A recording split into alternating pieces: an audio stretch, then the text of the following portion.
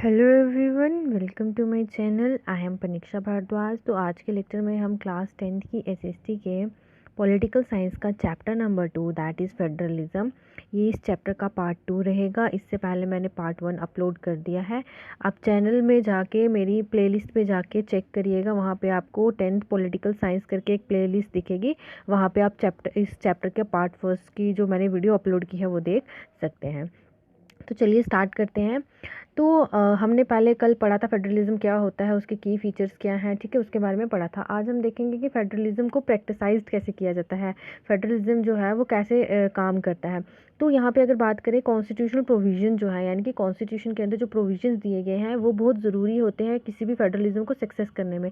लेकिन ये हर जगह इंपॉर्टेंट नहीं रहते हैं, इतना ही सफिशिएंट नहीं है कि फेडरलिज्म को सक्सीड करने के लिए कॉन्स्टिट्यूशन प्रोविजंस अपना मतलब एक तरफ इम्पॉर्टेंट रोल प्ले कर रहे हैं, लेकिन ज़रूरी भी नहीं है कि कॉन्स्टिट्यूशनल प्रोविजंस जो भी दिए गए हैं उन्हीं के थ्रू हम फेडरलिज्म को क्या करेंगे, सक्सीड करेंगे, सक्सेस करेंगे। फेडरल एक्सपेरिमेंट को सक्सीड करने के लिए इंडिया के अंदर जो है ज़रूरी नहीं है कि जो भी कॉन्स्टिट्यूशन के अंदर लिखा गया है वही जब सब चीज़ें हम करेंगे तभी जाके जो है वो फेडरलिज्म जो है वो सक्सीड हो पाएगा। दैट मीन्स कि देखिए, जो भी चीज़ें कॉन्स्टिट्यूशन के अंदर लिखी गई होती हैं, अगर हम सेम टू सेम इसको वैसे फॉलो करेंगे तो ऐसा नहीं है कि वो चीज़ जो है वो इम्प्लीमेंट कर जाएगी। दैट मीन्स कि फेडरलिज्म जो है वो इम्प्लीमेंट कर जाएगा। उसके लिए हमें और चीज़ें भी करने की ज़रूरत है। जैसे कि अगर आप बात करें spirit of federalism, respect for diversity, desire for living together, ये जो 3 इंपॉर्टेंट चीज़ें हैं ना, स्पिरिट ऑफ फेडरलिज्म, आपके अंदर वो भावना होनी चाहिए, वो स्पिरिट होना चाहिए फेडरलिज्म को लेके कि भाई हाँ, पावर्स को डिवाइड किया जाना चाहिए, क्योंकि पावर्स डिवाइड होंगी तभी आपके लिए जो है वो वेलफेयर का काम किया जाएगा। सेकंड उन्होंने बोला desire for living together, respect for diversity. आपको पता है इंडिया एक ऐसा नेशन है जहाँ पे डिफरेंट डिफरेंट कम्युनिटी के लोग, डिफरेंट डिफरेंट डाइवर्सिटी के लोग, डिफरेंट डिफरेंट भाषा बोलने वाले लोग जो है वो आपको देखने को मिलेंगे। तो अगर आपको फेडरलिज्म को सक्सीड करना है, उसके लिए अगर आप चाहते हैं कि इंडिया के अंदर पावर शेयरिंग हो, पावर्स को different different local of government के बीच डिस्ट्रीब्यूट किया जाए, तो उसके लिए आपको डाइवर्सिटी के लिए रिस्पेक्ट करना भी बहुत ज़रूरी है। And third most important thing कि आपको इकट्ठे मिलकर रहना पड़ेगा। ये नहीं कि वो हिंदू है, वो मुस्लिम है, वो सिख है, वो ईसाई है, वो काला है, वो गोरा है, वो अमीर है, वो गरीब है, इस तरह की ये जो आपकी डिस्क्रिमिनेशन आ जाती है ना, ये चीज़ जो है वो नहीं होनी चाहिए। आप लोगों को इकट्ठे जो है वो मिलकर रहना पड़ेगा, तभी जाके हम क्या कर सकते हैं, अपनी कंट्री के लिए एक अच्छा फेडरलिज्म जो है वो ला सकते हैं। एक अच्छी तरह से जो आइडल्स हैं, शेयर आइडल जो है वो हम अपनी कंट्री के अंदर ला सकते हैं।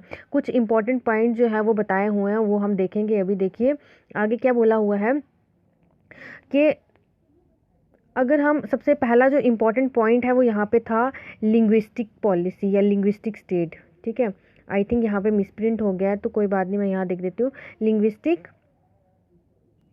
स्टेट्स, लिंग्विस्टिक का मतलब ही क्या होता है, लैंग्वेज से रिलेटेड, ठीक है। तो क्या बोला गया है, कुछ पॉइंट्स बताए हुए हैं, उन पॉइंट्स के थ्रू हम इस चीज़ को समझेंगे कि कैसे हम जो है वो फेडरलिज्म को सक्सीड कर सकते हैं या कैसे हम फेडरलिज्म को प्रैक्टिसाइज कर सकते हैं इंडिया के अंदर। तो आप यहाँ तक आपको पता चल गया ना, ये फर्स्ट पॉइंट जो है वो आपका है लिंग्विस्टिक स्टेट्स। तो जो लिंग्विस्टिक स्टेट की क्रिएशन की गई है ना, ये पहला और सबसे इम्पॉर्टेंट टेस्ट है डेमोक्रेटिक पॉलिटिक्स के लिए हमारी कंट्री के अंदर। अगर आप देखें किसको, अगर आप पॉलिटिकल इंडिया के पॉलिटिकल मैप की तरफ देखते हैं तो ये कंट्री, ये जो जर्नी थी ना, डेमोक्रेसी की जो जर्नी थी वो 1947 से ही शुरू हो जाती है और अप टू 2070 तक ये जर्नी जो थी वो चलती रही। आप लोग जो है वो बहुत मतलब सरप्राइज होंगे कि बहुत सारे चेंजेस भी आपको देखने को मिले। बहुत सारी न्यू जो ओल्ड स्टेट्स थी वो वैनिश हो गई थी, गायब हो चुकी थी। क्यों? क्योंकि इंडिपेंडेंस के बाद जो था बहुत सारे चेंजेस आए थे, बहुत सारी न्यू स्टेट जो थी वो क्रिएट की गई थी। जैसे पहले प्रिंसली स्टेट्स थी, ठीक है, उनको जो था उनकी उनके उन वो वैनिश हो चुकी थी। अब न्यू स्टेट्स जो है वो देखने को मिली।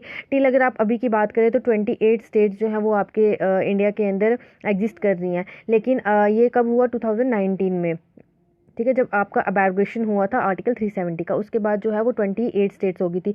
लेकिन 2019 से पहले कितनी स्टेट्स थी आपकी, 29 स्टेट्स थी। तो यही चीज़ यहाँ बोली है कि जब ये इम्प्लीमेंटेशन हुआ, यानी कि जब जो चेंजेस लाए गए लिंग्विस्टिक स्टेट्स का, अगर आप देखें तो बहुत सारे चेंजेस आपको देखने को मिले आपके इंडिपेंडेंस के बाद से। बहुत सारी पुरानी स्टेट जो थी वो वैनिश होगी, नई स्टेट जो थी वो बनाएगी, एरियाज और बाउंड्री जो थी कुछ स्टेट्स के नाम जो थे वो चेंज कर दिए गए, ठीक है। 1947 में बाउंड्री जो थी पुरानी स्टेट्स की, इंडिया की पुरानी स्टेट्स की जो बाउंड्रीज थी उनको चेंज करके न्यू स्टेट्स में कन्वर्ट कर दिया गया। और इस वजह से क्या हुआ, this was this was done to ensure that people who spoke the स्पेन language lived in the same state. इसका ये हुआ कि इसके पीछे करने का मेन मोटिव क्या था कि पुरानी स्टेट्स के नाम चेंज करके नई स्टेट्स में कर दिए गए। इसको करने का मेन मोटिव ये था कि वो लोग जो कि जैसे जो भी भाषा बोलते हैं वो भाषा के लोग जो हैं वो उसी स्टेट में रहें, यानी कि जिस स्टेट में वो भाषा बोली जाती है उसी स्टेट के अंदर वही भाषा बोलने वाले लोग रहें। जैसे सबसे पहली स्टेट जो थी वो आंध्र प्रदेश बनी थी, जिसको डिवाइड किया गया था on the basis of language, ठीक है, याद रखिएगा। देन उसके बाद क्या बोल रहा है, कुछ स्टेट जो थी वो लैंग्वेज के बेसिस पे क्रिएट नहीं की जाती हैं बट वो रिकग्नाइज की जाती हैं। दैट मीन्स कि कुछ स्टेट जो है वो डिवाइड की गई हैं, वो उनको जो है वो क्रिएट किया गया था on the basis of language. लेकिन कुछ स्टेट जो हैं वो लैंग्वेज के बेसिस पे ना करके बल्कि किस बेसिस पे की गई हैं, कल्चर, एथनिसिटी या जियोग्राफी के। कल्चर जैसे रीति रिवाज से रिलेटेड हो गया। एथनिसिटी की अगर आप बात करें तो जो लोग जहाँ के रहने वाले हैं वहाँ की बात करेंगे, ठीक है। अगर आप जियोग्राफी की बात करें तो जियोग्राफी में अगर आप किसी स्टेट की बात करना चाहते हैं कि कौन सी स्टेट को ज्योग्राफी के बेसिस पे डिवाइड किया गया था, वो थी आपकी उत्तराखंड। उत्तराखंड को यूपी से अलग किया गया था बिकॉज बिहार जो है यानी कि यूपी जो है वहाँ पे थोड़ा प्लेन एरिया, और अगर आप उत्तराखंड की बात करते हैं ये थोड़ा हिली एरिया आ जाता है। इसीलिए क्या है, उत्तराखंड को जो है वो यूपी से अलग कर दिया गया था। और इनको अलग करने का मेन क्या होता है कि ताकि ये अपनी अपनी डेवलपमेंट कर सकें। मे बी ये यूपी के साथ रह के उत्तराखंड जो था वो डेवलप नहीं कर पाया था, लेकिन जब इसको अलग कर दिया गया तो बहुत सारी डेवलपमेंट जो थी वो देखने को मिली। जैसे इसमें नागालैंड की अगर आप बात करें तो यहाँ पे कल्चर की है, कल्चर को देख के जो था वो इसको रिकोगनाइज किया गया, इसको क्रिएट किया गया। झारखंड जो हो गया, ये जो स्टेट थी इसको अलग किया गया एथनिसिटी के बेसिस पे, ठीक है। तो यही सब चीज़ें जो है वो यहाँ पे बताई हुई हैं। आगे क्या बोल रहा है कि जब डिमांड जो थी ना वो बढ़ने लगी कि भाई आप जो है वो लैंग्वेज के बेसिस पे क्या करो, हमारी स्टेट की फॉर्मेशन करो, तो कुछ जो नेशनल लीडर्स थे उन्होंने क्या किया कि भाई ऐसा नहीं होगा, अगर ऐसा होने लगा तो जो हमारी कंट्री है वो डिसइंटीग्रेट हो जाएगी, यानी कि टुकड़ों में बढ़ जाएगी। तो जो सेंट्रल गवर्नमेंट है उसने क्या किया, उसने रेसिस्ट कर दिया, यानी कि कुछ देर रोक लगा दी कि लिंग्विस्टिक स्टेट के बेसिस पर कोई भी स्टेट को क्या है वो क्रिएट नहीं किया जाएगा। देन उसके बाद क्या हुआ, लेकिन जो एक्सपीरियंस था ना ये जो एक्सपीरियंस था किसका, फॉर्मेशन ऑफ लिंग्विस्टिक स्टेट्स का, इससे कई बार जो था इससे क्या हुआ, इससे जो ये है देखने के लिए मिला कि हमारा इंडिया जो था, हमारी जो कंट्री थी वो और ज़्यादा यूनाइट हो गई थी। इसने हमारी एडमिनिस्ट्रेशन को और ज़्यादा ईजियर कर दिया था। एडमिनिस्ट्रेशन यानी कि कोई भी आपकी गवर्नमेंट से रिलेटेड कोई भी काम होगा या रोड्स बनाने का, बिल्डिंग्स बनाने का, कोई भी मतलब एडमिनिस्ट्रेशन का जो भी काम था इसने उसको ईजियर कर दिया था। सेकेंड पॉइंट आपके पास आता है लैंग्वेज पॉलिसी, ठीक है। अब लैंग्वेज पॉलिसी का क्या रोल रहा, फर्स्ट हमने पढ़ा क्या, लिंग्विस्टिक स्टेट्स, सेकंड आ जाता है लैंग्वेज पॉलिसी। जो सेकंड टेस्ट था इंडियन फेडरेशन को बनाने का या उसको प्रैक्टिसाइज करने का वो था आपका लैंग्वेज पॉलिसी का। हमारा जो कॉन्स्टिट्यूशन है ना, did not give the status of national language to any language. हमारा जो कॉन्स्टिट्यूशन है उसने किसी भी लैंग्वेज को ये स्टेटस नहीं दिया था कि वो एक नेशनल लैंग्वेज बने या एक नेशनल लैंग्वेज है। हिंदी को आइडेंटिफाई कर दिया गया कि वो एक ऑफिशियल लैंग्वेज है, यानी कि कोई भी काम करने के लिए हिंदी जो है वो कंसीडर कर दी गई कि ये एक ऑफिशियल लैंग्वेज है। लेकिन हिंदी जो थी मदर टंग थी सिर्फ 40% ऑफ इंडियंस की, यानी कि इंडिया के अंदर 40% जो लोग थे उन्हीं को जो था वो इंग्लिश आती थी, वही हिंदी को समझते थे। देयरफॉर ये जो सेफगार्ड जो थे वो लाए गए, यानी कि ये सुरक्षा बल लाए गए ताकि जो है दूसरी अदर लैंग्वेजेस जो है उनको प्रोटेक्ट किया जा सके। दैट मीन्स कि सिर्फ हिंदी के ऊपर ज़्यादा इंपॉर्टेंस नहीं होनी चाहिए, क्योंकि इंडिया के अंदर सिर्फ 40% लोग जो हैं वो हिंदी को जानते हैं, हिंदी को बोल सकते हैं, लेकिन जो 60% लोग हैं उनको हिंदी नहीं आती है। तो ये बोला गया कि भाई सिर्फ हिंदी को ज़्यादा इंपॉर्टेंस मत दे, इसलिए जो है वो एक सेफगार्ड जो थे वो मेजर्स जो थे वो लाए गए ताकि दूसरी लैंग्वेजेस को भी प्रोटेक्ट किया जा सके। हिंदी को अगर आप हिंदी के अलावा बात करें तो और जो है वो 21 अदर और लैंग्वेजेस जो हैं जिनको शेड्यूल लैंग्वेजेस रिकॉग्नाइज किया गया था कॉन्स्टिट्यूशन के द्वारा। हिंदी के अलावा और भी बहुत सारी लैंग्वेजेस हैं, जैसे मलयालम हो गया, कन्नड़ा हो गया, उर्दू हो गया, ठीक है, पंजाबी हो गया, मराठी होगी, उसके बाद और भी बहुत सारी तमिल होगी, उसके बाद बहुत सारी और लैंग्वेजेस हैं, 21 और लैंग्वेजेस हैं जिनको शेड्यूल लैंग्वेज जो है वो रिकॉग्नाइज किया गया है कॉन्स्टिट्यूशन के द्वारा। एक कैंडिडेट जो है वो क्या है, अगर आप बात करें, ये इसलिए किया गया क्योंकि मैंने अभी बोला ना कि हर किसी को हिंदी नहीं आती थी, दैट्स वाई और जो 21 अदर लैंग्वेजेस थी उनको भी कॉन्स्टिट्यूशन के अंदर डाला गया, ताकि कोई भी इंसान मतलब बच्चा जो है अगर वो एग्ज़ाम देने जा रहा है, सेंट्रल गवर्नमेंट का अगर वो एग्ज़ाम दे रहा है, तो वो सेंट्रल गवर्नमेंट के एग्ज़ाम के लिए वो कोई भी भाषा जो है वो उसको चूज़ कर सकता है, मतलब उन 21 लैंग्वेजेस में से कोई भी भाषा को वो चूज़ कर सकता है, और सेंट्रल गवर्नमेंट जो है वो उसी वे में, उसी लैंग्वेज में जो है वो आपके लिए पेपर प्रिंट करवाएगी। देन आगे क्या बोला हुआ है, स्टेट्स जो हैं to have their own official language, states को भी अपनी ऑफिशियल लैंग्वेज बनाने का अधिकार मिल गया था। ये जो ज़्यादातर गवर्नमेंट जो थी ना वो काम किस पे कर रही थी, यानी कि अब सेंट्रल गवर्नमेंट भी अपनी जो लैंग्वेजेस जो उसने रिकॉग्नाइज़ की थी उसके ऊपर काम कर रहे थे लोग, और स्टेट्स के पास भी अपनी ऑफिशियल लैंग्वेज थी जिसके ऊपर वो काम कर सकती थी। श्रीलंका के, जैसे अगर आप श्रीलंका की बात करें तो श्रीलंका में क्या था, सिंघाई जो लैंग्वेज थी, वहाँ पे लोगों को फोर्स किया जा रहा था कि भाई आप लोग क्या करें, सिंघाई ही बोलें, ठीक है। वहाँ पे बहुत सारे इंडियंस थे जो कि यहाँ से शिफ्ट होके गए थे, तमिल्स थे वहाँ पे बहुत ज़्यादा लोग जो थे यहाँ से शिफ्ट होके श्रीलंका में रह रहे थे, तो उनको फोर्स किया जा रहा था, ज़बरदस्ती की जा रही थी कि भाई आपको यहाँ पे यहाँ की लैंग्वेज ही सीखनी पड़ेगी। लेकिन इंडिया में ऐसा कुछ भी नहीं था, अगर जिन लोगों को हिंदी नहीं आती थी तो वो लोग जो थे वो दूसरी भाषा सीख सकते थे। कॉन्स्टिट्यूशन के अकॉर्डिंगली जो इंग्लिश थी ना वो उसका ऑफिशियल पर्पस जो था वो 1965 के बाद से बंद कर दिया गया था, यानी कि यहाँ पे टाइम दिया गया था कि 1965 के बाद से यहाँ पे इंग्लिश जो है वो उसका मतलब कोई भी और दूसरी लैंग्वेज जो है उसका यूज़ किया जाएगा एज़ कम्पेयर टू इंग्लिश, ठीक है। बहुत सारे नॉन हिंदी स्पीकिंग जो स्टेट्स थी उन्होंने डिमांड किया कि भाई जो इंग्लिश है उसका कंटिन्यू होता रहना चाहिए, यानी कि इंग्लिश को बंद नहीं करना चाहिए, क्योंकि मैक्सिमम लोग जो थे, मैंने आपको बताया, उनको हिंदी नहीं आती थी, तो इसलिए लोगों को जो था वो क्या दिया गया, कुछ टाइम दिया गया, और देन बोला गया कि तमिलनाडु के अंदर बहुत सारी मूवमेंट जो थी वो चलाएगी ताकि जो ये इंग्लिश है इसको बंद ना किया जाए, और सेंट्रल गवर्नमेंट जो थी वो एग्री होगी, और उन्होंने बोला कि हिंदी का भी और इंग्लिश का भी दोनों का यूज़ किया जाएगा ऑफिशियल पर्पसेस के लिए, ठीक है। ऑफिशियल पर्पसेस का मतलब हो गया जैसे आपको गवर्नमेंट डॉक्यूमेंट्स बनाने होते हैं, आपको जो है मतलब कोर्ट कचहरी के जो काम होते हैं वहाँ पे जो है ना आपको हिंदी और इंग्लिश दोनों जो है वो लैंग्वेजेस देखने को मिलेंगी। नेक्स्ट बोला गया है, बहुत सारी क्रिटिक जो थे वो ये सोचने लगे कि भाई इंग्लिश जो है वो अब क्या है बोली जाएगी, और इंग्लिश जो है वो उसको ज़्यादा अब मतलब इम्पोर्टेंस मिलने लगी थी। हिंदी की जो प्रमोशन थी ना, क्या बोल रहे हैं, हिंदी की जो प्रमोशन थी वो जो था वो ऑफिशियल पॉलिसी के अंदर जो था वो कंटिन्यू किया जाने लगा, यानी कि गवर्नमेंट ने बोला कि हिंदी भी वैसे ही यूज़ की जाएगी जैसे इंग्लिश का यूज़ होगा।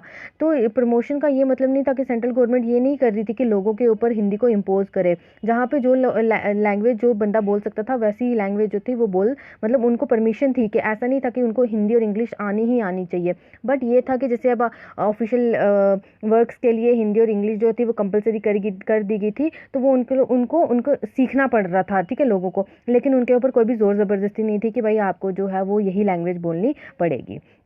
देन उसके बाद जो था वो क्या हुआ, सेंट्रल और स्टेट रिलेशन, थर्ड पॉइंट आ जाता है सेंट्रल स्टेट के रिलेशन कैसे हैं। तो अगर आप बात करें सेंट्रल स्टेट को रिकंस्ट्रक्ट करने की, तो उनका जो रिलेशन था फेडरलिज्म को लेके वो कुछ हद तक अच्छा था, मजबूत था। कॉन्स्टिट्यूशनल अरेंजमेंट जो की गई थी पावर्स को शेयर करने में, वो डिपेंड कर रही थी कि रूलिंग पार्टीज कैसी हैं और लीडर्स जो हैं वो कैसे अपने लिए अरेंजमेंट कर रहे हैं, दैट मीन्स कि कैसे वोट्स हो रहे हैं, कैसे लोग जो हैं वो अपने रिप्रेजेंटेटिव को चुन रहे हैं, ये सारी चीज़ें जो थी, पावर कैसे उनके बीच में शेयर की जा रही है, ये सारा डिपेंड कर रहा था किसके ऊपर, फेडरलिज्म के ऊपर। देन जो है फॉर अ लॉन्ग टाइम, लंबे समय तक जो सेम पार्टी थी वो रूल नहीं कर रही थी, रूल कर रही थी सेंटर में भी और बहुत सारी स्टेट्स में भी। जैसे कि अगर आप सेंटर की बात करें तो बहुत समय तक कांग्रेस जो था उसने रूल किया था अपना, तो सेंटर में डिफरेंट पार्टी जो थी वो आपको देखने को मिलेंगी, कभी बीजेपी आ गई, कभी बहुजन जनता पार्टी वही आ गई, बीजेपी आ गई, फिर उसके बाद समाज पार्टी आ गई, बीएसपी आ गई, उसके बाद पीडीपी आ गई, बहुत सारी और पार्टीज जो हैं जैसे एनडीए हो गया, आम आदमी पार्टी हो गया, ये सारी जो है ना डिफरेंट पार्टीज जो थी ये देखने को मिली, जिसकी वजह से क्या हो रहा था, ऑटोनोमस फेडरल यूनिट जो था ना वो अच्छे से एक्सरसाइज नहीं, मतलब जो सिर्फ कांग्रेस थी उसी का रोल ज़्यादा चल रहा था, जिसकी वजह से उन्होंने क्या किया, जिसकी वजह से क्या हुआ, सेंट्रल गवर्नमेंट के पास जो पावर थी ना वो कम होने लगी। एक्चुअल में क्या हुआ, जो सेंट्रल गवर्नमेंट थी ना, जब वहाँ पे बार बार कांग्रेस ही अपना, मतलब एक एग्जांपल के थ्रू समझा रही हूँ, कांग्रेस जो थी वो अपना मतलब वो बार बार जो थी वो मतलब सत्ते पे आ रही थी,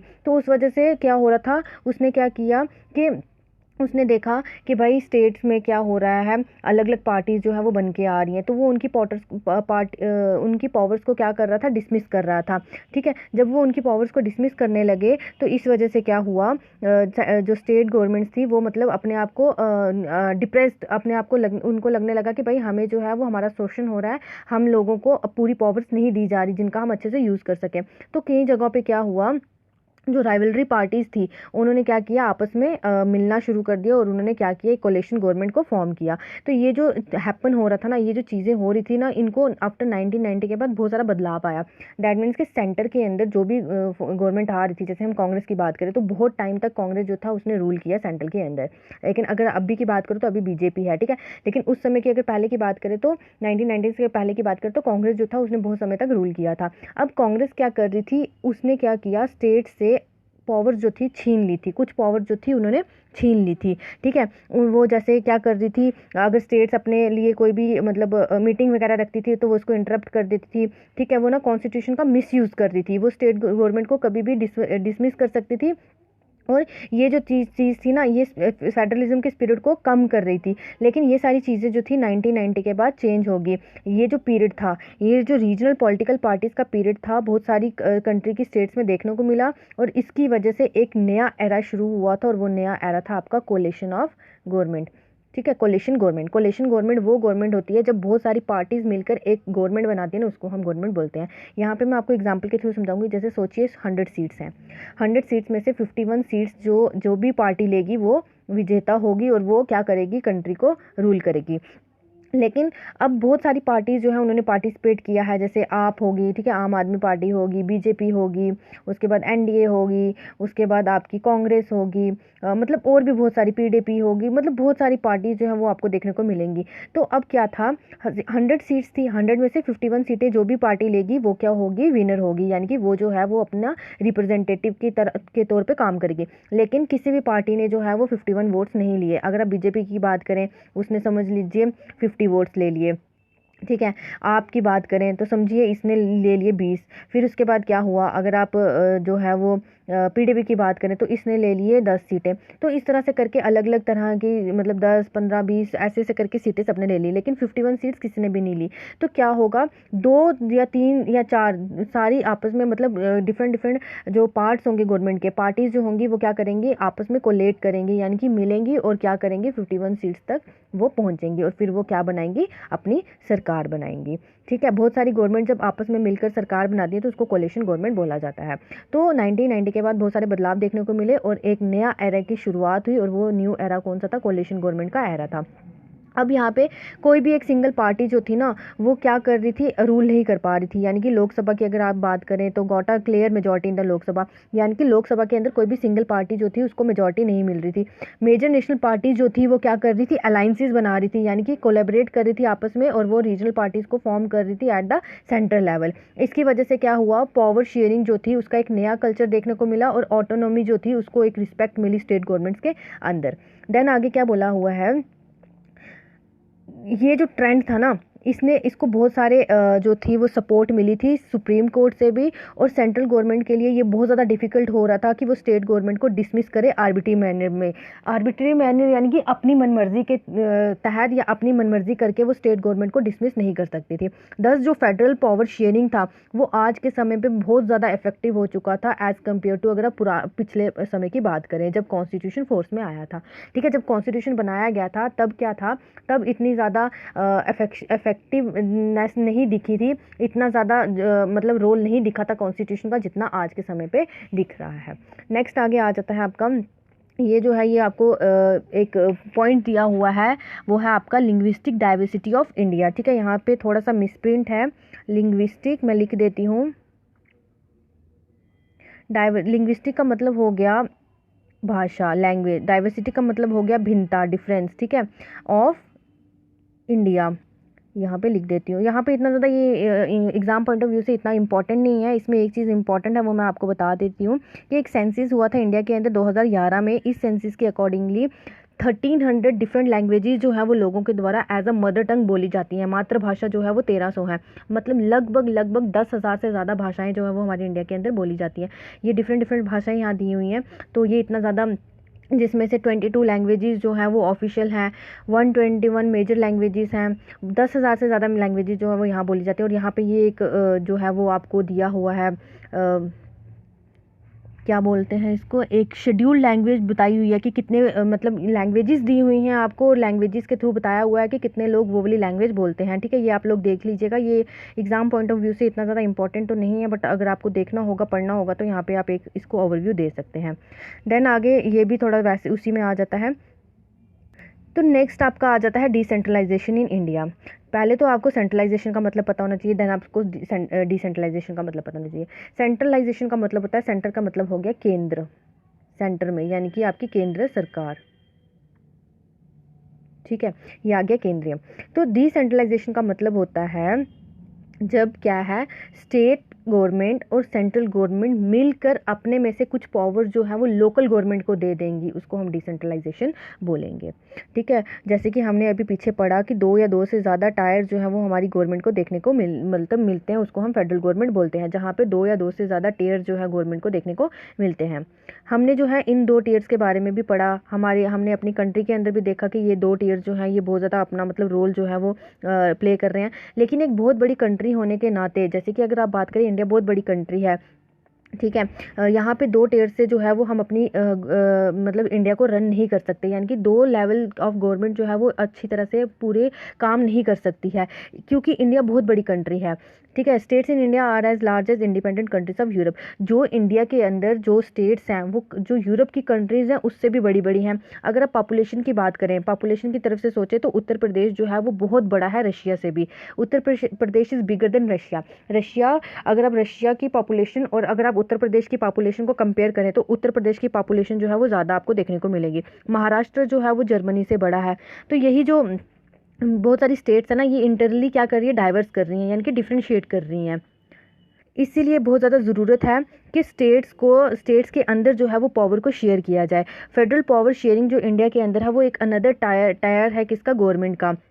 दैट मीन्स कि सबसे पहले आपके टॉप पे आ जाती है सेंट्रल गवर्नमेंट, सेकंड पे आ जाती है स्टेट गवर्नमेंट। अब ये दोनों मिलकर ना पूरी कंट्री को रन नहीं कर पाएंगी, बिकॉज अगर इनका मेन काम जो है वो तो ये करेंगी, लेकिन कुछ ऐसे एरियाज भी इंडिया के अंदर आ जाएंगे, ऐसे रीजन्स भी इंडिया के अंदर आ जाएंगे जहाँ पे इनकी नज़र नहीं पहुँचेगी। तो वहाँ पे नज़र पहुँचाने के लिए एक नया गवर्नमेंट जो थी, एक न्यू टीयर जो था गवर्नमेंट का, वो ऐड किया गया, और वो था आपका लोकल गवर्नमेंट। ठीक है, तो डिसेंट्रलाइजेशन का मतलब क्या हो गया, जब ये दोनों गवर्नमेंट जो है अपने में से कुछ पावर जो है वो लोकल गवर्नमेंट को दे देंगी, उसको डिसेंट्रलाइजेशन ऑफ पावर बोला जाएगा। आई होप आपको यहाँ तक क्लियर हुआ होगा। आगे देखते हैं, आगे क्या बोल रहा है कि दस result the 3 tyre of government called local government. तो इसी चीज़ को, यानी कि स्टेट गवर्नमेंट के नीचे जो गवर्नमेंट थी, ठीक है, ताकि जो कुछ ऐसे एरिया जहाँ पे स्टेट गवर्नमेंट और सेंट्रल गवर्नमेंट नहीं पहुँच सकती है, वैसे एरियाज़ में काम करने के लिए जो गवर्नमेंट लाएगी उसको 3 टीयर ऑफ गवर्नमेंट, या फिर आप बोल सकते हो 3rd टीयर ऑफ गवर्नमेंट, या फिर 3rd लेवल ऑफ गवर्नमेंट जो है वो उसको बोल सकते हो, जिसका नाम था लोकल गवर्नमेंट। यहाँ पे एक अच्छी सी डेफिनेशन भी दी हुई है, when power is taken away from center and state government and given to local government, it is called decentralization. That means कि जब पावर जो है वो सेंट्रल और स्टेट गवर्नमेंट से ली जाएगी और वो पावर जो है वो लोकल गवर्नमेंट को दी जाएगी, उसको हम डिसेंट्रलाइजेशन बोलेंगे। इस डिसेंट्रलाइजेशन को लाने का मेन मोटिव ये था कि ऐसे एरियाज़, ऐसे लोकल लेवल जहाँ की प्रॉब्लम जो है वो स्टेट गवर्नमेंट नहीं सुन सकती है, जहाँ वहाँ पे नहीं पहुँच सकती है, वहाँ के इश्यूज़ को नहीं सॉर्ट आउट कर सकती है, तो वहाँ पे ये लोकल लेवल की जो गवर्नमेंट है वो पहुँचे और वहाँ के इश्यूज़ को, प्रॉब्लम्स को सेटल करें। पीपल जो हैं उनको अपनी मतलब बहुत सारी प्रॉब्लम जो है वो लोकेलिटीज़ के अंदर देखने को मिलते हैं, जैसे कि क्या आ गया, जैसे देखिए, अगर आप रोड्स की बात करें तो हाईवेज़ बनाने का काम होता है किसका, सेंट्रल स्टेट गवर्नमेंट का। लेकिन जब आपको, जैसे आपके गांव की गली कहीं टूटी हुई है या गांव के अंदर रोड बनानी है, तो वो कौन करेगा, वहाँ पे सेंट्रल स्टेट गवर्नमेंट नहीं पहुँच सकती है। इसलिए वहाँ पे काम करवाने के लिए लोकल गवर्नमेंट को फॉर्म किया गया, बनाया गया। दैन उसके बाद जो है क्या बोला गया है, लोकल गवर्नमेंट जो है वो एक बेस्ट वे है, ताकि वो क्या कर सके, लोकल सेल्फ गवर्नमेंट की डेमोक्रेसी को बनाए सके और उसके प्रॉब्लम्स को सॉर्ट आउट कर सके। जो नीड थी डिसेंट्रलाइजेशन की वो हमारे कॉन्स्टिट्यूशन के अंदर रिकॉग्नाइज़ की गई। उसके बारे में सोचा गया कि भाई डिसेंट्रलाइजेशन की जो है वो बहुत ज़रा ज़रूरत है। जब ये कॉन्स्टिट्यूशन बना रहे थे तब तो उस समय पे इतना ध्यान नहीं आया, लेकिन बाद में जब चीज़ें देखी गई तब तो सिर्फ 2 टियर स्ट्रक्चर था हमारी गवर्नमेंट का। लेकिन अब जो है 1992 में क्या हुआ, 1992 में 73rd अमेंडमेंट एक्ट जो है और 1993 में 74 अमेंडमेंट एक्ट जो है ये लाया गया, जिसके थ्रू पंचायत और म्यूनसिपैलिटीज़ को फॉर्म किया गया। ठीक है, जो भी मतलब रूरल एरियाज़ और अर्बन एरिया से रिलेटेड जो भी प्रॉब्लम्स थी या जो भी मतलब इश्यूज थे वो सॉर्ट आउट कौन कर रहा था, आपका ये आपकी पंचायत और आपकी बोल सकते हैं म्यूनसिपैलिटीज़ के अंदर जो भी इश्यूज थे इनको सॉल्व कौन कर रहा था, आपका जो आ जाता है ये लोकल गवर्नमेंट। इलेक्शन जो थे वो इन लोकल गवर्नमेंट्स में करवाए जाते थे। ये पहले मतलब अभी करवाए जाते हैं, हर 5 साल के बाद इनके इलेक्शंस भी होते हैं, लेकिन पहले जो था इनके इलेक्शंस रेगुलरली हेल्ड नहीं किए जा रहे थे। ठीक है, लोकल गवर्नमेंट जो थी इनके पास इतनी पावर्स नहीं थी कि ये अपने लोकल एरियाज़ के लिए काम कर सकें। So there was very little decentralization in effective terms. That means कि बहुत ही डिसेंट्रलाइजेशन को जो मतलब पावर्स दी गई थी, इतनी पावर्स नहीं दी गई थी कि वो अपने स्टेट के लिए सॉरी अपने एरिया के लिए या अपने रीजन के लिए कुछ काम कर सकें। सो 1992 में एक मेजर स्टेप्स जो था वो उठाया गया डिसेंट्रलाइजेशन के लिए, जिसमें कॉन्स्टिट्यूशन के अंदर अमेंडमेंट की गई, चेंजेस लाए गए कि 3rd टायर ऑफ डेमोक्रेसी जो है वो भी पावरफुल होनी चाहिए और वो भी इफेक्टिव होनी चाहिए। इसके लिए कुछ इंपॉर्टेंट पॉइंट्स हैं, ये आप याद कर लीजिएगा, ये एग्जाम पॉइंट ऑफ व्यू से बहुत इंपॉर्टेंट है। फर्स्ट अगर आप बात करें तो now it is constitutionally mandatory to hold regular elections to local government bodies. Mandatory यानी कि ये कंपलसरी कर दिया, ये एक मतलब ज़रूरी कर दिया कि हर 5 साल के बाद इलेक्शन जो है वो कंडक्ट करवाए जाएंगे, सो दैट कि लोकल गवर्नमेंट बॉडी जो है वो क्या बन सके, काम में आ सके। कुछ सीट्स जो थी वो रिजर्व कर दी गई इलेक्टेड बॉडीज और executive heads of the institution, जैसे सरपंच, पंच हो गए, मेयर हो गए, वार्ड मेंबर्स हो गए। ठीक है, इनके लिए कुछ सीट्स जो थी वो रिजर्व कर दी गई।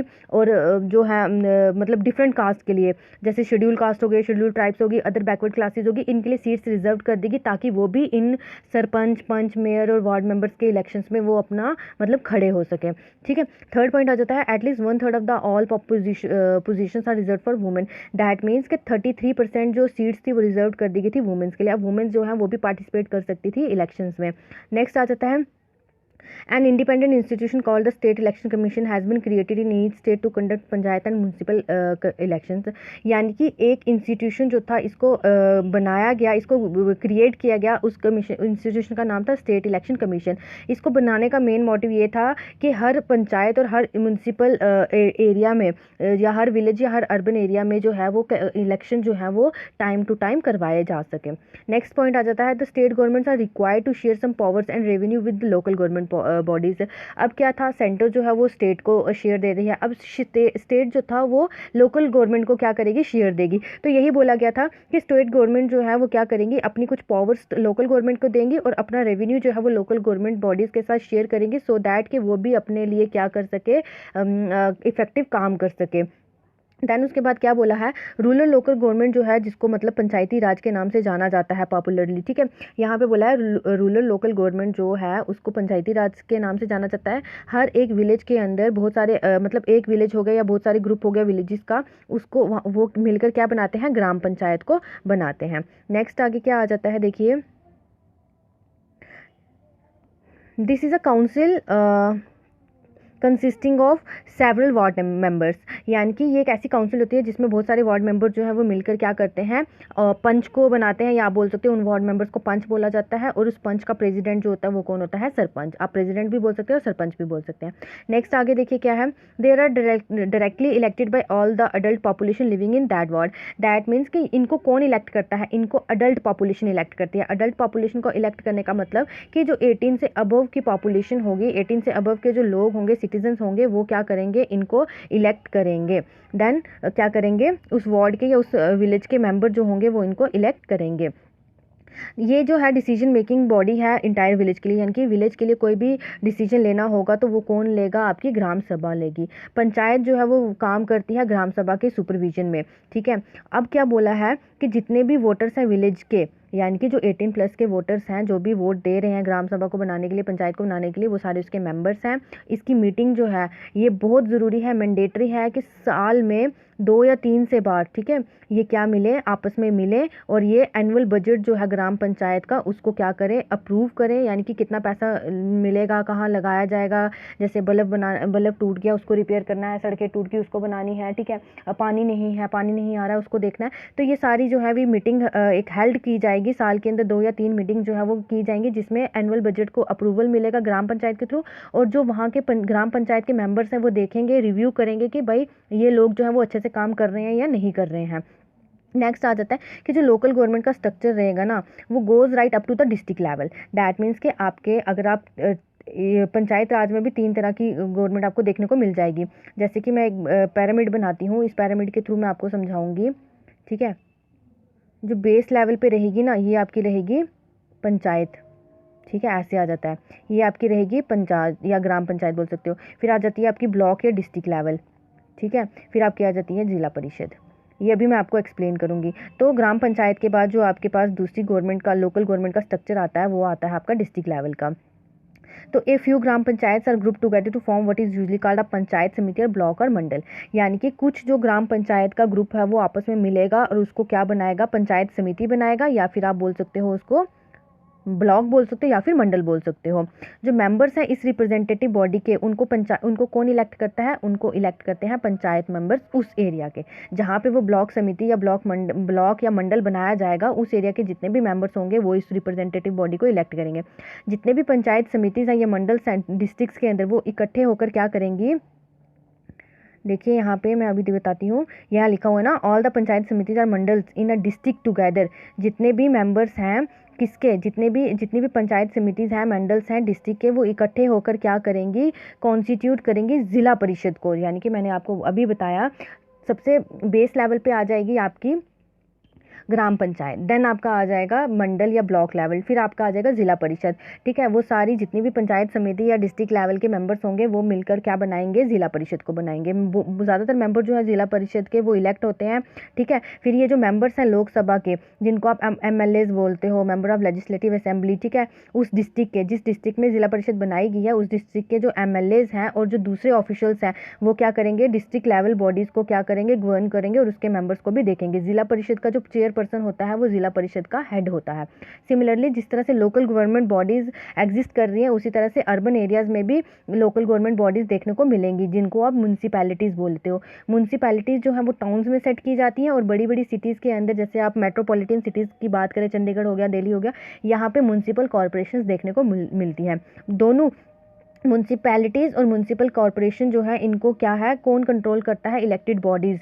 और वो इलेक्टेड बॉडीज़ को कौन चुनता है, पीपल्स रिप्रेजेंटेटिव। दैट मीन्स कि पीपल जो है वो इन इलेक्टेड बॉडीज़ को चुनती हैं। म्यूनसिपल चेयरपर्सन जो है वो पॉलिटिकल हेड होता है म्यूनसिपैलिटी का, और म्यूनसिपल कॉरपोरेशन के अंदर जो है वो मेन काम किसका होता है, मेयर का, ठीक है। जैसे वहाँ पे सरपंच हो गया ना, विलेज लेवल की अगर आप बात करें, ग्राम पंचायत की बात करें, तो वहाँ पे पंच सरपंच हो गए।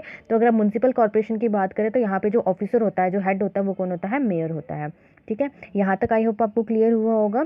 आगे देखिए, ये एक एक्सपेरिमेंट है, इसको इतना पढ़ने की ज़रूरत नहीं है, ये point exam point of view से इंपॉर्टेंट नहीं है। आगे ये थोड़ा सा रह गया, ये देख लेते हैं हम।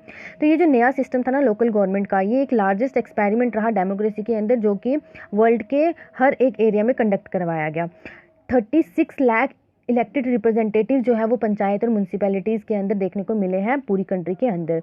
This number is bigger then the population of many countries in the world. ये जो नंबर है ना 36 लाख इलेक्टेड रिप्रेजेंटेटिव्स का, इतनी तो किसी कंट्री की इतनी पॉपुलेशन भी नहीं होगी जितने ये इलेक्टेड रिप्रेजेंटेटिव जो है वो चुने गए हैं। कॉन्स्टिट्यूशनल स्टेटस जो है वो लोकल गवर्नमेंट का, दैट मीन के कॉन्स्टिट्यूशन के अंदर लोकल गवर्नमेंट का मेन काम क्या है कि ये क्या करेंगे, हमारी कंट्री की डेमोक्रेसी को और गहरा करेंगे।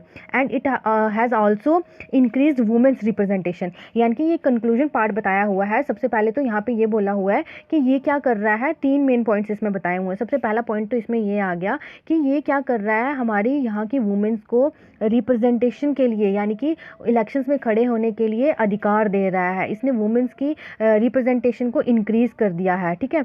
वुमेन्स भी अब क्या कर सकती हैं, पार्टिसिपेट कर सकती हैं। उसी समय पे बहुत सारी डिफ़िकल्टीज़ भी देखने को मिल रही हैं, जैसे कि इलेक्शन जो है वो रेगुलरली कंडक्ट नहीं करवाए जा रहे हैं, सभा जो है वो ग्राम सभा जो है वो रेगुलरली नहीं मिल रही हैं।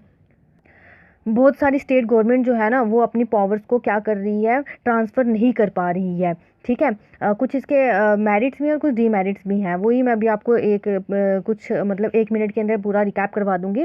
क्या बोला हुआ है कि सबसे पहले इन्होंने बोला कि ये जो है ना डेमोक्रेसी, इसके कुछ इंपॉर्टेंट पॉइंट्स भी हैं। इंपॉर्टेंट पॉइंट्स ये हैं कि इसने वुमेंस को क्या किया है, वुमेंस की पार्टिसिपेशन को इलेक्शंस के अंदर इंक्रीज़ किया है। वहीं ये बोल रहा है कि इसके कुछ डीमेरिट्स भी हैं। डीमेरिट्स में सबसे पहले ये आ गया कि ग्राम सभा के जो इलेक्शंस होते हैं, ठीक है, ये रेगुलरली कंडक्ट नहीं करवाए जा रहे हैं। दूसरा डीमेरिट इसने बोला कि बहुत सारी स्टेट गवर्नमेंट जो है वो अपनी पावर्स को क्या कर रही है, ट्रांसफ़र नहीं करती है लोकल गवर्नमेंट को, जिसकी वजह से लोकल गवर्नमेंट के पास एडुकेट रिसोर्सेज नहीं होते कि वो अपनी यहाँ की लोकल एरिया की चीज़ों को पूरा कर सके, ठीक है। तो ये इसके कुछ डीमेरिट्स भी हैं, और यही बोला हुआ है कि we are the still a long way from realizing the ideal of self government. हमें मतलब बहुत लंबा समय लगेगा एक सेल्फ गवर्नमेंट को अच्छे से चलाने में। तो आई होप आपको यहाँ तक आज का जो सेशन है वो अच्छा लगा होगा। तो आज के लिए हम इतना ही रखते हैं। यहाँ पे आपके इस चैप्टर की रीडिंग जो है वो कंप्लीट हो चुकी है। नेक्स्ट जो मैं वीडियो लेके आऊँगी वो इसके क्वेश्चन आंसर्स पे लेके आऊँगी। आई होप आपको आज का जो सेशन है या आज का जो लेक्चर है वो अच्छे से समझ आया होगा। तो हम इतना ही रखते हैं। Thank you and have a good day. Video को लाइक ज़रूर करना, शेयर करना एंड चैनल को सब्सक्राइब करना ना भूलना।